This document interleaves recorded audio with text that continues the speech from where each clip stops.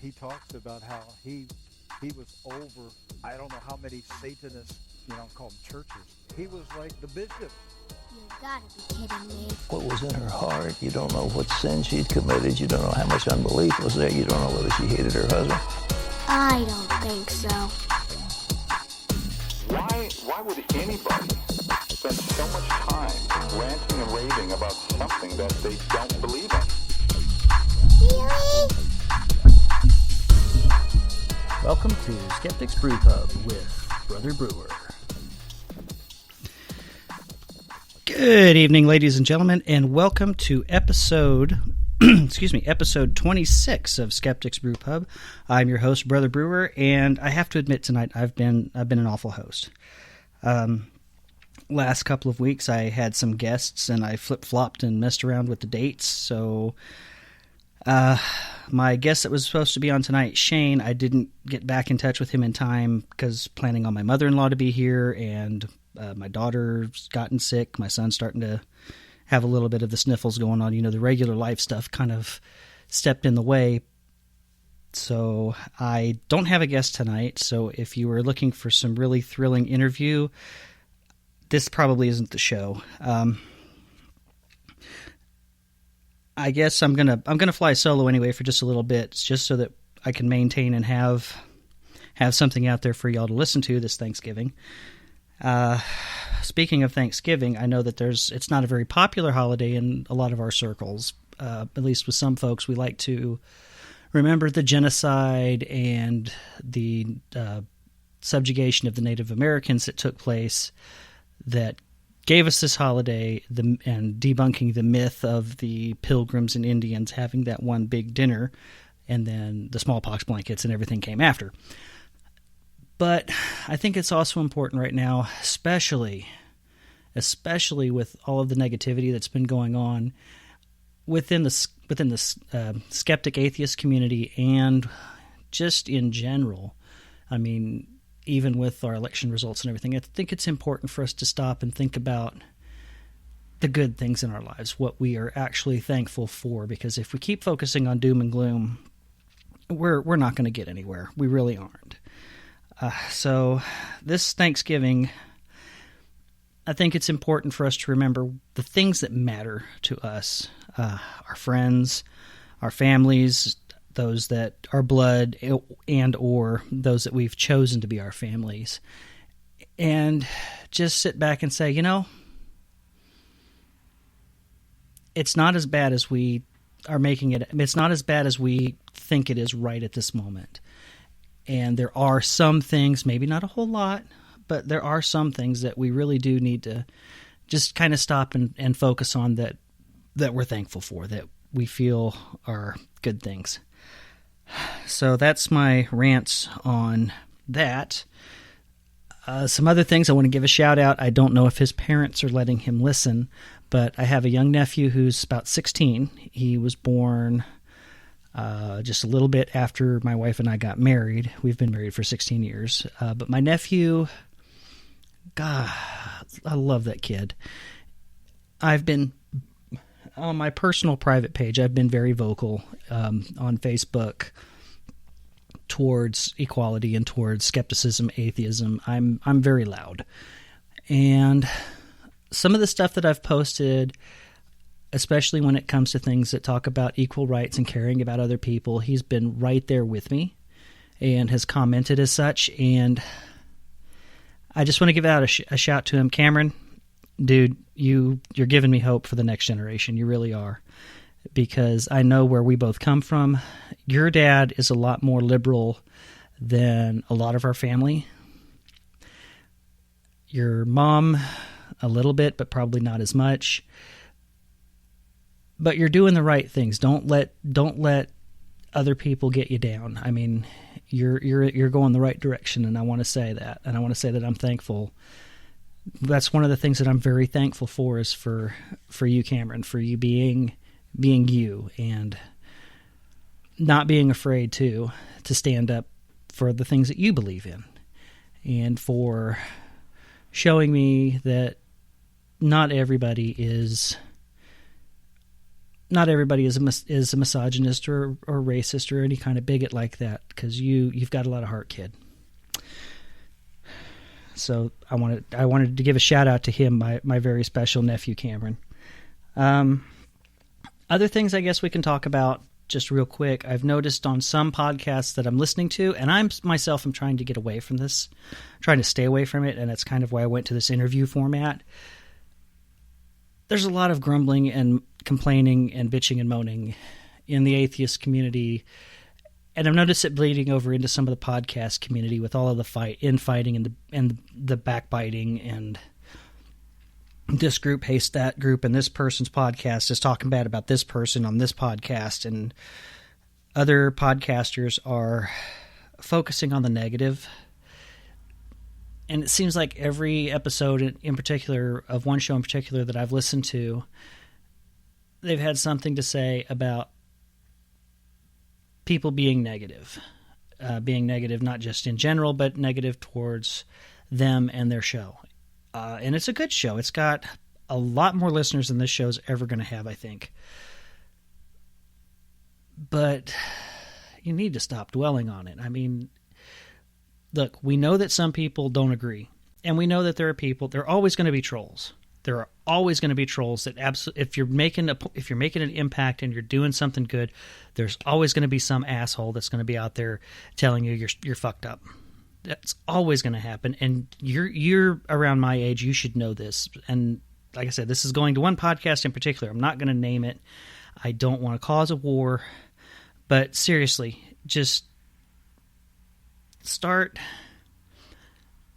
giving attention to the people that are bringing you down, and do what you do. Remember what you're there for. Remember that first time that you sat behind the microphone, just like I did, and you had a reason that you were doing this. Just like I have a reason that I'm doing what I'm doing here. And be that. Be who you are. And if other people don't like it and want to say negative things about you, or talk about the way, or make fun of the way that you talk or the way that you say things or stands that you take, fuck them. Seriously. Don't even give them the time of day, because all you're doing is feeding into it. They're trolls. And trolls, the more negativity you throw at them, the harder they're going to come back at you. So just ignore them. Do what it is that you want to do. I mean, you have a reason that you're there. Just like my reason for being here is I want to tell people stories. I want to talk to people that are interesting. Even I just want to talk to the everyday people that have a story to tell, because everybody's got a story. Everybody in the secular community has their own story of why they're doing what they do. And it's everything from someone that started a local group to just the average person just the average person trying to make a living. Everybody's got their story. And that's what I want to do here, is to tell those stories. Let people tell those stories and connect in that way, so that we can know each other and we can understand where each other are coming from. And maybe that'll help us a lot with the divides that we've had, because it's become so divisive. Outside of this little garage here, I mean, it's got to stop. Okay, right now we're facing the next at least 2 years, possibly 4. That's going to be a very big uphill battle for a lot of people in our community, and a lot of people that we're allies to. And if we spend time focusing on this asshole that says that, well, I don't want to listen to such and such a thing because you're doing this or that, fuck them. Just ignore that bullshit. Do what you do. Be that voice. Because the secular community needs your voice. It needs your story. Then it doesn't need all the negativity, and we don't need to feed it. As long as we keep feeding it, they're going to keep coming. So don't give into it. Seriously, man. You guys don't give into that. Just be who you are. Remember what it is that you started doing this for, and do that.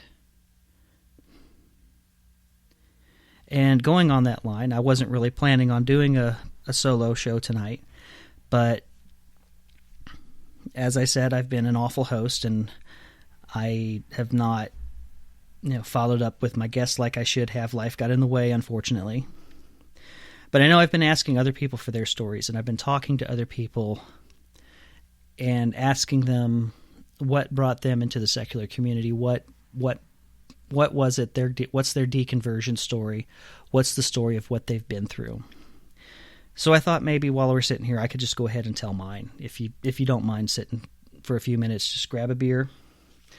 Tonight's beer, once again, because it was from my brother-in-law, is this Peroni Nastro Azzurro. And the reason I'm drinking this tonight is because I don't want to burn up all of the Irish Red that's left in my keg in one night. So that's the beer tonight, Zach. Salute. So, my deconversion story. I started to tell this story back a year ago when I first discovered that I'd stopped believing in God. And the first chapter of it, I stopped too soon, I think, because I was trying to cut it into segments. And the first part of it, people got the wrong idea, and it caused some hate and discontent in my family, and I do still feel sorry for that. I turned that written story to private so nobody can look at it again. It also caused some, well, I don't want, don't you want to see this person again? I don't want to see you go to hell kind of things. So we're going to try this again, and this time I'm not going to take the breaks. See, for me, my story goes back to 1980. About this time, 1980. That's the furthest back that it goes. So we're talking, I was about 6 years old. And you'll have to forgive me, this is kind of a hard story to go through. And a lot of the memory is still kind of shady because it's been so long ago. But I woke up, like I did every morning when there wasn't school. And this was on November 30th in particular. We'd moved to Arkansas from Florida the year before, and I started first grade. Sorry. It was and my mom, she wasn't in the best of health. She was suffering from a little bit of postpartum depression after my youngest brother was born in 1979, and she also developed a condition before we moved, ulcerative colitis. I think that's what it was anyway. It's what Dad said. And she'd gotten really sick, and the doctors, I guess they missed something. And of course, this is back 30 some odd years, so it's medicine wasn't near where it is now. But that morning I had got up to watch cartoons, and we lived in a trailer. It was a 2-bedroom trailer. Me and my 2 brothers shared one room on one end of the trailer. You would go through the living room, kitchen, the main bedroom, which was where my mom and dad's bedroom was, and then the bathroom was on the other end. And my mom had been sick, so my dad was sleeping on the couch in the living room. And so it's about probably 6 o'clock in the morning or so. Cartoons come on real early that morning, and I wanted to catch them, because I liked watching my Dudley Do-Right and stuff because it played reruns. So I walked through, and I got to Mom and Dad's bedroom. Like I said, Dad was sleeping on the couch. And I look, and in the doorway between that bedroom and the bathroom, there's my mom, just laying there on her side. And, just a little bit younger than my daughter when this happened. I stopped, I shook her, I called her name, I called for Mommy. I listened to her back to see if I could hear her breathing. Something told me to check for that kind of thing. Even then, I didn't hear anything. So I went back into the living room where my dad was. I gently woke him up, and I looked at him and I said, "Daddy, Mommy's dead." Really calm, if I'm remembering it right, because it's been a long time, but I was calm about it. It's, "Daddy, Mommy's dead." And he kind of reassured me, told me it was okay. And then he went back there and flipped the light on, and he saw what I saw, and he lost it. And I can remember him picking her up and shaking her and calling for her. And I draw a blank. And then I remember my grandma, because the property that we were on was my grandpa's 40 acres. He'd let us put the trailer there. And Grandma had pulled us aside and was talking to us, and Dad and Grandpa were on the couch. It was one of the few times that I think they were really on friendly terms with each other, to be honest with you. They did not have the best of relationships. And again, that's a lot of what I remember.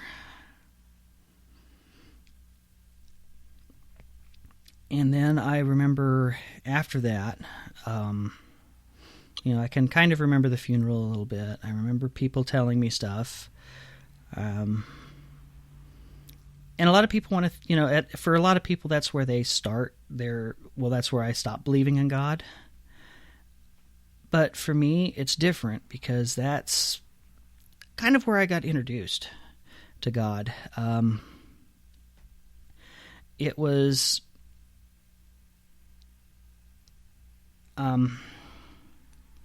because after that happened, that was very, very traumatic for us. My dad eventually tried to start dating because, he's got 3 kids that are ages 6, 3, and just barely turning 1, and just barely 1. So, he's probably very overwhelmed at this point. And he meets my stepmom, who I'm probably going to call Mom for the rest of this because, like I said, my mom died. My biological mom died. I was really young. And my stepmom, she raised us and took us in. And so I feel like she deserves the title of Mom. So anyway, Dad meets her at this place that he was working. It was a meat cutter's. He was a meat cutter in the grocery store. And she met him, and she met us, and she went home, and she told her parents, "Mama, I found my man. He's got these 2 boys and this beautiful little girl," because my youngest brother had been growing his hair. Dad hadn't cut his hair yet, and so he had shoulder-length blonde hair. But, so that was kind of funny. They dated, and they got engaged, and got married December 28th of 1981. And before Mom would say okay, before she would say yes, Dad had to do certain things. He had to stop drinking. He had to stop smoking marijuana. And he had to go to church with her. And her church was a very small Pentecostal church. Her uncle was the pastor. Uncle June was the pastor. His church was maybe a little bit bigger than my garage. So we're talking, a one-room church that had a stage and pulpit built into it with a megaphone, with the full audio setup. He had the microphones. He had this beautiful Fender guitar and a beautiful Martin acoustic that he would play, and he could play the snot out of that thing. But he was a fire and brimstone Pentecostal shouting preacher, and everybody in the church was either blood-related or had married in. But it wasn't cultish in that sense. It was just that it was family. They got together, and they worshiped together, and it was church. And it was Pentecostal. It wasn't the you have to grow your hair long and wear skirts, Michelle Duggar style type of Pentecostal. It was, well, in the 80s, everybody had big hair, so everybody had long hair anyway. All the women did, and it was the big, the curling irons and take 4 hours to get ready to go anywhere kind of thing. But that was the kind of church that we started going to. Dad got saved and filled with the Holy Ghost, and he would perform there because he's a performer. I don't know where, this is where I get this from. And we would sing with him in church, and we'd be on the radio with him a few times and sing with him on the radio programs, me and my brothers. But that's where he got his, he got saved and filled with the Holy Ghost and all of that good stuff.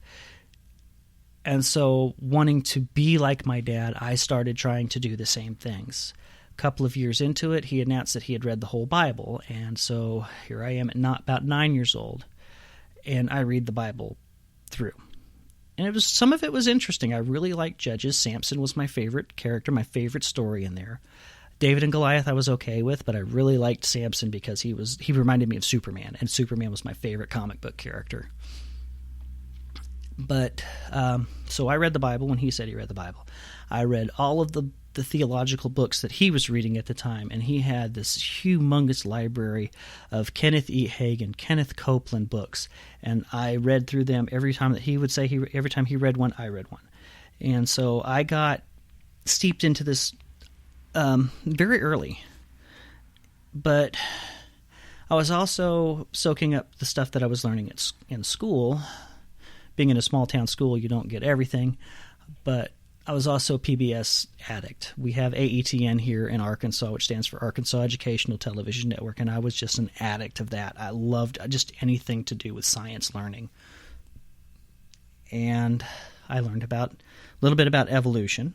I learned about some of the things of biology, and I got to thinking about it, and I was sitting when I was about 11 years old, and I was thinking, well, let's see.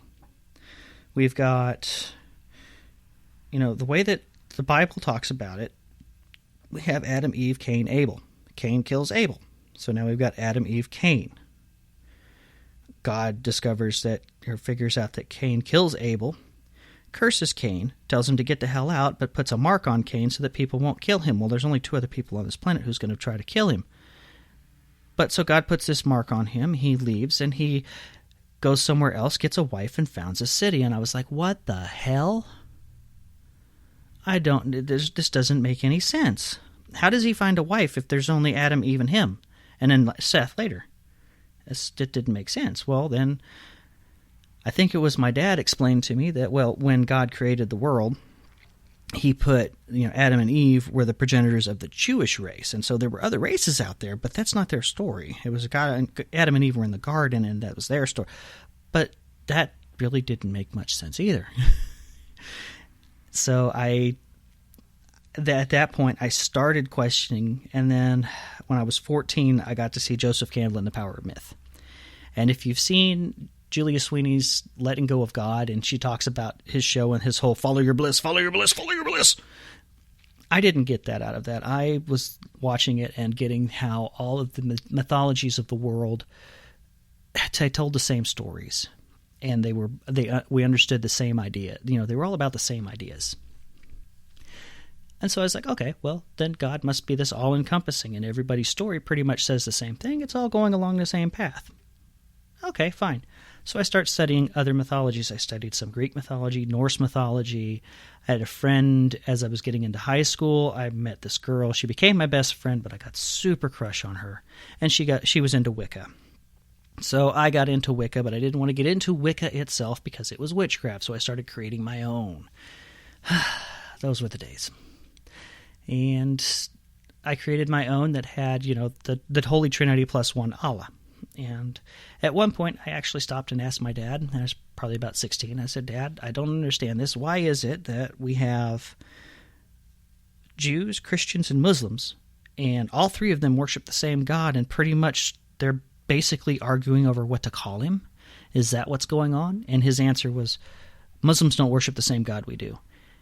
And I was like, okay, I definitely can't ask you about anything else now because I pretty much think I've gone past you in this particular regard. Anything else is great. I can't ask you about religion anymore because I don't think we're on the same level. I didn't want to ask anybody else because I was afraid I would get the same answer. But we went further through that, and I went to college, and the college was a small Southern Baptist college up in Missouri. I got a scholarship to go there. Don't know how that happened, but through peer pressure and the fact that it was the first time I was away from home in a long time, for more than a week, I became a Southern Baptist for a while, and I followed that, and that lasted about a year. And then the tuition to the college went up, and I could no longer afford it, so I went to UC of A, dropped out. Still, I went back into the paganism thing, joined the military. After a little bit of a stint with some minor law-breaking stuff, I stole some gas, went to jail. While I was on probation, I signed up to go into the Navy. After I got off of probation, they took me in. I became a hospital corpsman.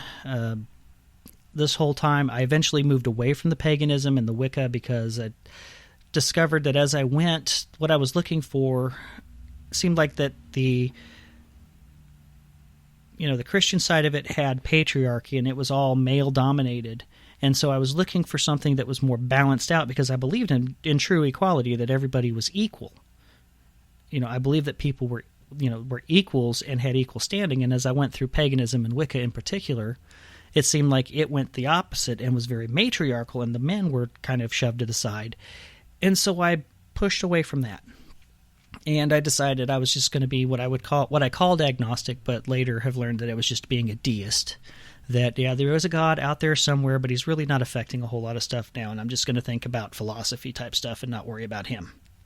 But I've still got all of this biblical stuff in my head from all of the stuff that I'd learned over the years, Pentecostal, Southern Baptist College. Well, I get married. This beautiful wife that I'm still married to 16 years later. And 7 years after we got married and I got out of the Navy, our first child's on the way. She tells me she wants that child to be christened. And I was like, okay. Well, I know that no churches that I'm aware of will do that, and there's no way in hell I'm becoming a Catholic just so that my child can get christened. So let's find a happy medium. Did some research, found out about the Episcopal Church, which is basically Catholic light. All the pageantry, half the guilt. They're a very, very liberal Christian denomination. They have all of they're basically like the Unitarians with liturgy. They do all of the dressing in the dresses, or the albs and cassocks and the big hats and all of that good stuff. Well, I got into that and listened, and we got started in February. I talked to the priest. I'd actually called him on the phone and talked to him and went to a few services, and these guys were like super liberal, and they believed a lot of the same things that I did socially, but were still Christians. That blew my mind. And so by July 1st, my birthday, we were received into the Episcopal Church because Chris and I had both already been baptized.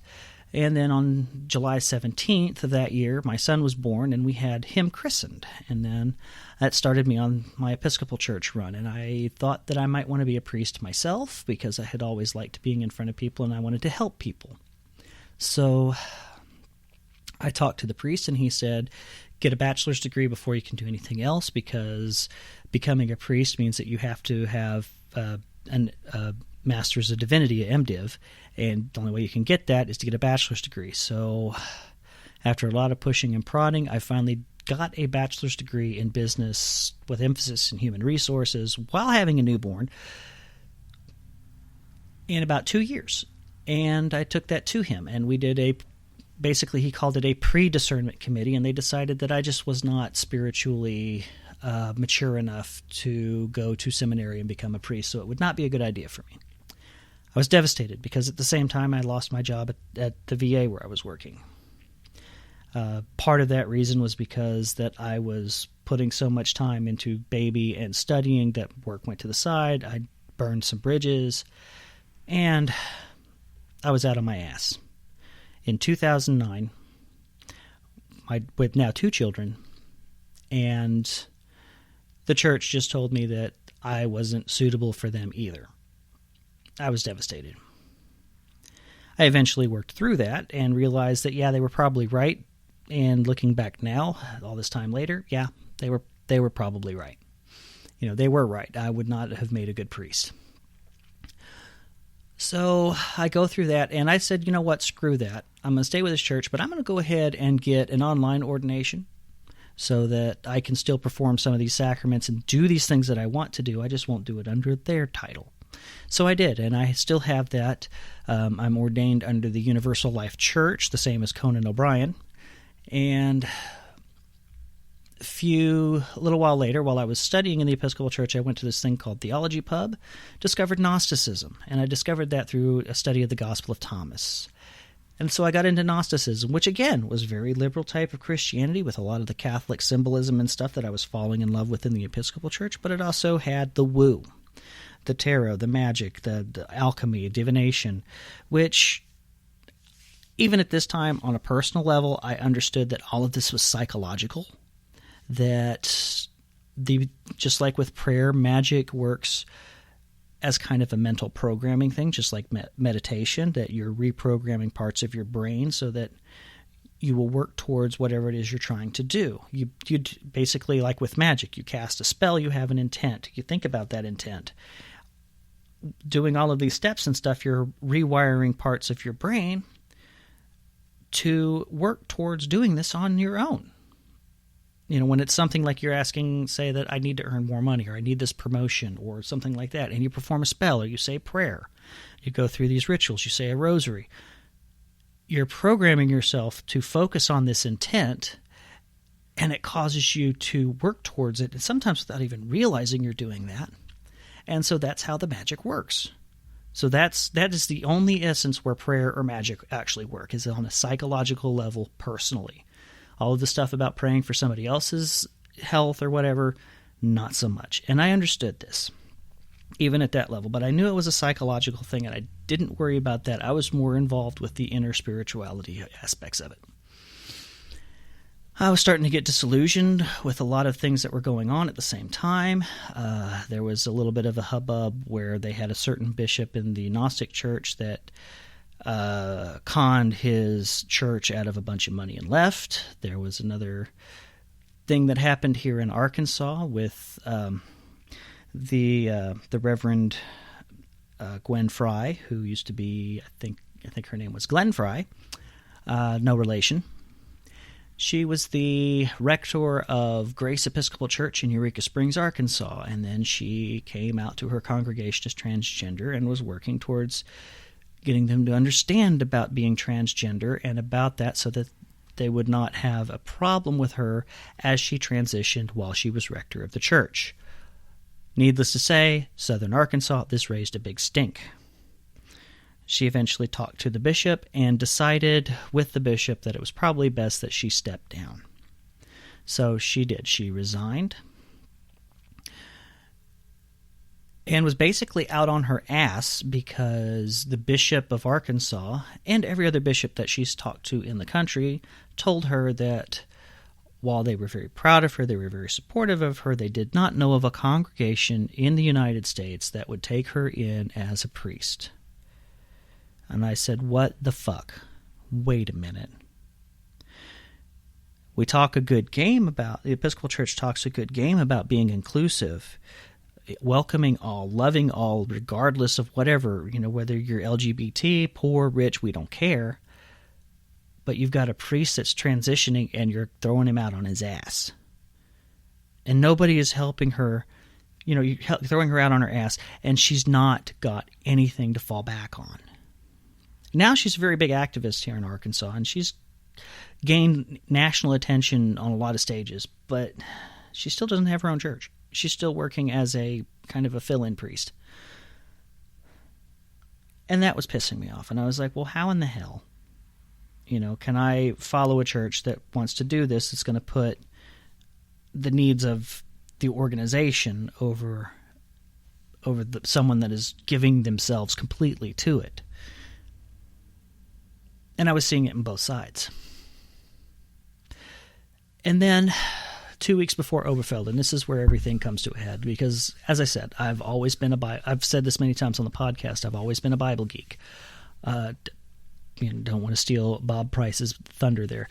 I've always loved studying the history behind it, what was going on behind the scenes, the things that we don't read about that were happening in the surrounding regions, because I thought that was the best way to understand the Bible and understand what it was saying, to know what circumstances everything was written under, what the world was like at the time, to try to get into these people's heads. And over that process, I let go of a lot of stuff. Well, before Oberfeld, and Mom is going to probably bawl her eyes out if she's listening, which I doubt she is. She and Dad probably are not listening to this. She posted a video from Fat Man in a Red Hat, Josh Fierstein, that asshat pastor from Arizona that looks like, that wears the backwards red baseball cap on YouTube. Looks like he ate Fred Durst. He posted a video about what would Jesus say about homosexuality, and he goes off on this big whole long 30-minute rant about it. And I went ahead and listened to it. I was like, well, let's see what he has to say. I know I'm probably going to wind up tearing this thing apart, but I want to hear what he has to say before I start any crap. So I listened, and I went through it. And then I decided that just saying that somebody was wrong never got me anywhere. So I was going to take a different tactic with it, with my debate this time. And this is with my stepmom, or with my mom. That, well, here's what I don't understand about this. You're talking about homosexuality and talking about same-sex marriage, when what you have in the Bible, if you are a fundamentalist and believe that everything that the Bible says is true, then you've got the words that Moses said that God handed down as law through the angels. So you've got third-hand information being written down from God through the angels to Moses as he's writing this stuff down that says that homosexuality is a sin and you need to stone them and yada yada. We have Paul in the New Testament who never met Jesus, never talked to Jesus. He is going completely off of the things that he was taught, which came third hand from God, angel to Moses, passed down through the centuries that he gets. And this is absolutely unchangeable, holy writ. No, cannot do it. And yet, you look in the gospel in both Matthew and Mark, Matthew being a little bit more lenient than Mark, but these two different passages where it says that Jesus basically went, put on a skin suit, came down to earth, stood in front of everybody, and two different people, write this down, that say divorce is bad. Do not do it. But we can sidestep that one when it's a lot closer to the source, supposedly, than what you get from Moses or from Paul. So why is it that you can say that divorce, we can let that slide? My sister's divorced, so twice divorced now, so that will give you an indication of where I was going with this argument and why I was using it in particular. I was trying to get personal. This one is okay, but these other ones, we have to, hold on. She threw all 7 clobber passages at me in one shot. All 7, chapter and verse. And I said, that's all great. But again, it's the second and third hand information that you're getting before it's written down. You're not getting it from the source. You know, you've got these 2 passages here that you're saying you can go by, and these other passages that are third and fourth hand, or second and third hand, are Holy Writ. Why is one better than the other? When the ones that say no divorce are directly from your Savior, from someone that you say is God incarnate. But those you can bypass. But these other ones, from someone else saying it was from God, you can't. And I got the, I don't want you to go to hell. And I'm like, what? Wait, I'm not gay. Why are you saying I'm going? I don't get this. What that? And then I stopped. And I said, wait a minute. Let's think about this for a minute. Let's use some reasoning here. Mistake number 1. Okay. Think of all of the study that you've had to do and all of the things that you've had to learn about the cultures and about the history and about what was going on about these passages before you could come to this conclusion. You had to put a lot of thought into this. Your mom has a 9th grade education. At one time, she believed that the reason there was a hole in the ozone was because NASA was launching rockets into space and it was poking holes in it. True story. Now, she has access to all of the same information. She has a lot of things that she's not heard or she's not learned before that we have access to now, but she's not heard it. And you have. Look back at the people that wrote this stuff and the people that first believed this stuff. They didn't have half of what we can look up now as far as our knowledge base.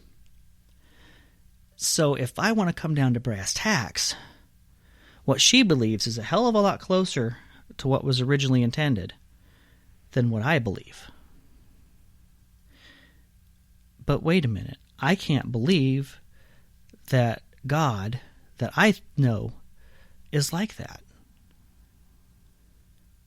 No, that's not making sense. All right, well, let's put this God thing under the same thing that you've put all of these other things to. And this is all happening within a span of like 10 minutes here. I'm like, okay. You went through, and the first thing that you tossed out, because the science and the evidence didn't support it, biblical inerrancy. You threw that out with the Cain and Abel story when you were like 14, when you were 12, 14 years old. You figured out, you learned the history behind the evolution behind hell and where that concept came from in the Christian religion. And you were able to toss a belief in heaven and hell away. For 2 years as a Christian, you've been a mythicist. You looked at the evidence for a historical Jesus, and you decided, after looking at all of the evidence, that more than likely there was not a person named Jesus historically. And if there was, he's so far gone that nobody is ever going to be able to find him. So you've thrown away Jesus. Let's look at the ideas behind God. We can look and see how God has evolved between the Old Testament and the New Testament, not just in how he becomes nicer, more or less, and becomes more of a father figure, but you watch as he goes from being just like the other gods of the Mesopotamian era, of the Mesopotamian Canaanite world, being just like them, in fact, sharing so many different things, and a lot of them even being worshipped. You know that a lot of these other gods were still being worshipped in the two kingdoms of Israel and Judah. And that eventually it evolves to the point where at the Babylonian exile he becomes God as a singular. And for a while it was, don't worship any other gods besides me. And then he evolves and becomes the one God, and evolves further. And as he evolves, as the societies evolved, as the Jewish society evolved, God changed with it and grew as their knowledge base grew, to the point where he became this all-powerful figure that we know of in what we call Judeo-Christian history, of the Abrahamic faiths. This is the same thing that we see in other cultures that go through a similar transition. We saw it with the Greeks, how they went from the multiple gods. You had some philosophers talking about this eternal, the eternal mind, the source, the monad. We've seen it in other cultures where the same kind of thing happens. And this means one of two things, looking at the sociology behind it and the process behind it, that either as mankind has evolved, he's learned more and more about God, and then forgotten it and learned it again, and forgotten it and learned it again, or God, as a social construct, evolved with the society, and that there's no God, that God's not real. And if I go with Occam's razor, with what I believe was Occam's razor at the time, that the simplest explanation is probably going to be the closest to the truth. There's no God. Holy shit, God's not real. Now what? And it was that quick. Years to get to a point where I could do it, and it took just that little bit of reasoning, and my entire world was turned upside down. I mean, I cried. I almost left work. I was just that shaken. Because in that moment, I lost a friend that I thought was always there. My mind became such a lonely place because no one was listening to my thoughts. Nobody really understood what I was going through the way that I thought they had. There was nobody there. And I realized that I had probably seen that other times as I had gone through the last couple of years. But I'd pushed that thought aside. But yeah, and it hurt. I was very depressed. I got very depressed. I came out first to my brother-in-law, then I came out to my wife, and her first words was, "Don't say anything to the kids," which hurt even more. And then I came out with the starting of this story that I've just told,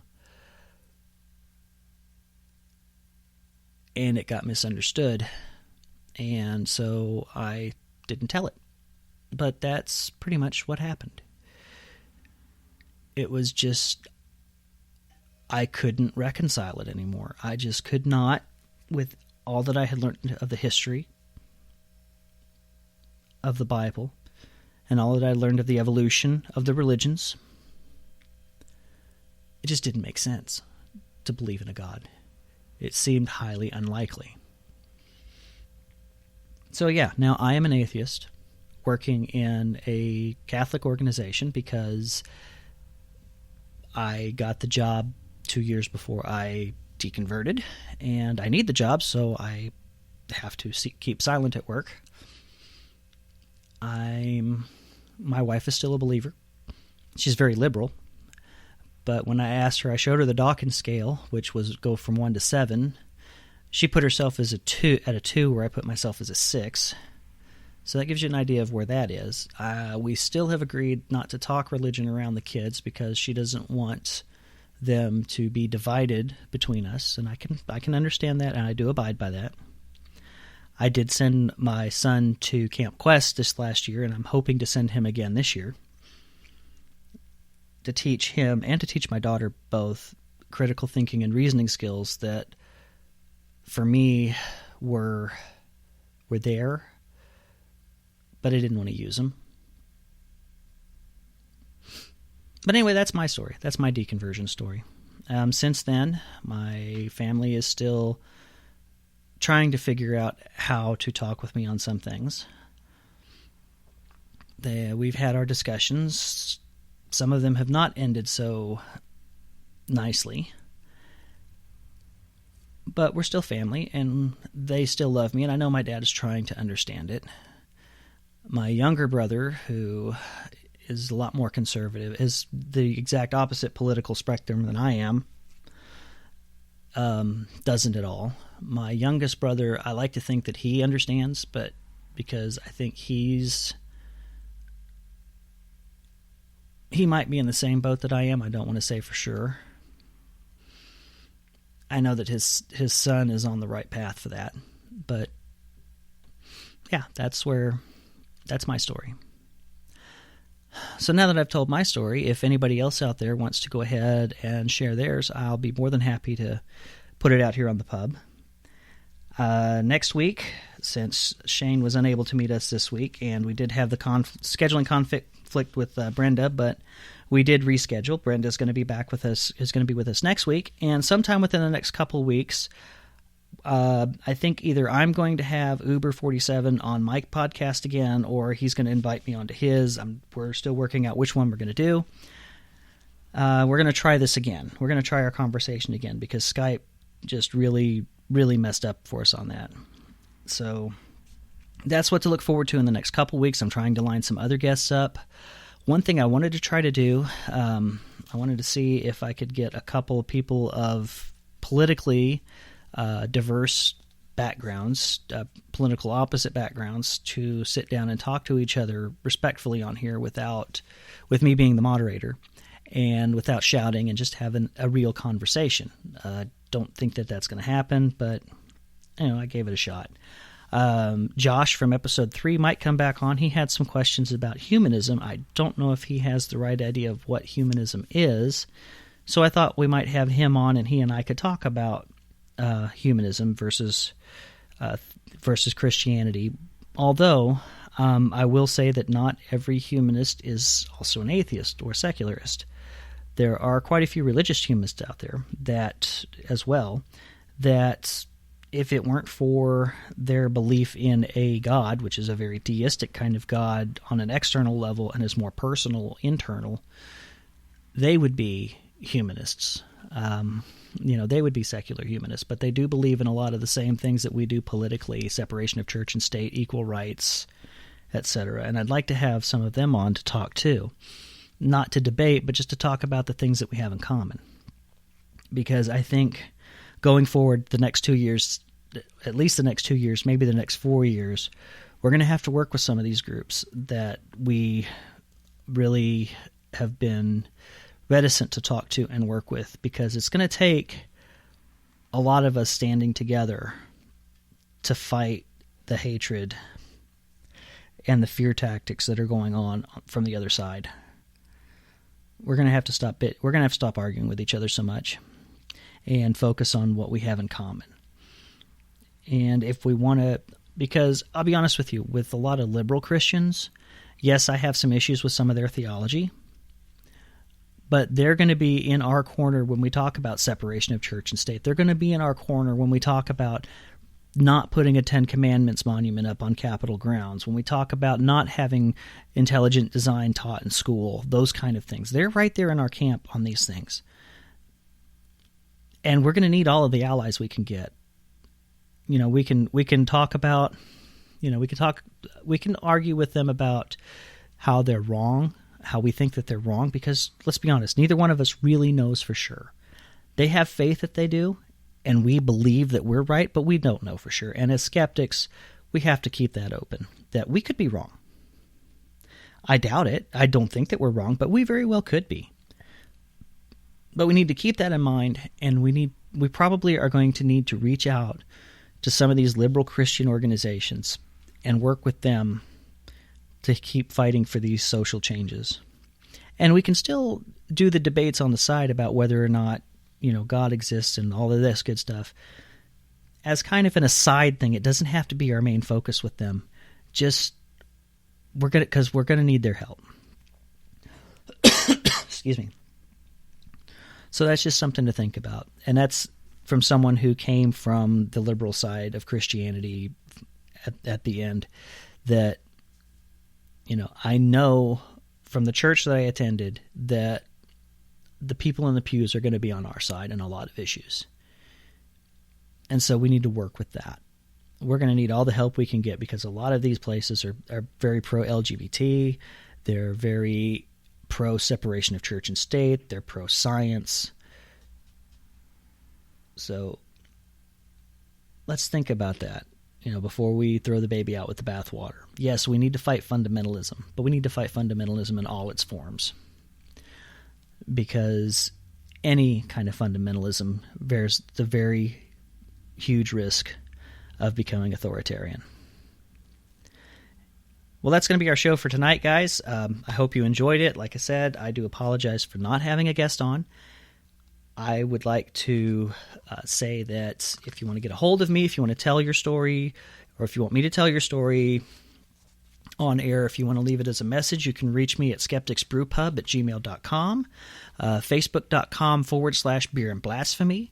I have a Twitter account. I don't check it very much. I probably check it about as often as Heath Enright does, but it's at Brewer Adkins. If you want to help support the show, because like I said, I'm going to be trying to take anything that I make from this and try to attend ReasonCon 3. I would really like to, but I know that I won't be able to afford it on my own. So if you'd like to help support the show and maybe help send me to meet other podcasters and make this show better, you can subscribe through, you can be a patron at patreon.com/skeptics_brewpub. And next week, like I said, hopefully I'm going to have Brenda on, and we're going to kind of do some catch up.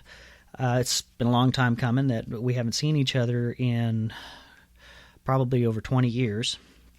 But we've been in contact. Facebook is an amazing thing. And I'm going to talk to her a little bit about her life, about some of her things that she's done, including her time as a exotic dancer and what she's done since then, her family life. And it's basically going to be a catch-up episode where it's going to kind of like a reunion. So hopefully you get to catch that next week at 8:30 here on Spreaker, or you can find us and download the episodes afterwards on iTunes and Google Play, or wherever you find fine podcasts. So until next week, remember, believe nothing that you hear, half of what you see, and never start a serious conversation without a 2-drink minimum. Good night, everybody. Oh, wait a minute. Oh. Thanks, Scott. I just noticed here, I want to give you a heads up to say, thank you you said it was a nice story and keep up the good fight. And so thank you for that. I'm sorry I missed the chats because I was watching other things on the screen. But thank you. And again, we'll see everybody next week.